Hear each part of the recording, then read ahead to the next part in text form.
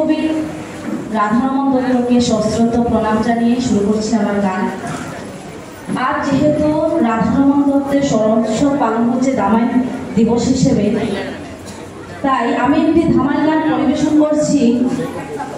রাধারমণ দত্তকে অনুসরণ করে আমাদের প্রত্যন্ত অঞ্চলেও যারা ধামাই গান লেখার সাহস করে থাকে, ওনার মধ্যে একজন শিলচরের কর্ণধার সমরজিৎ দে ভাইয়ের লেখা গান একটি আমি গান পরিবেশন করছি, ভদ্র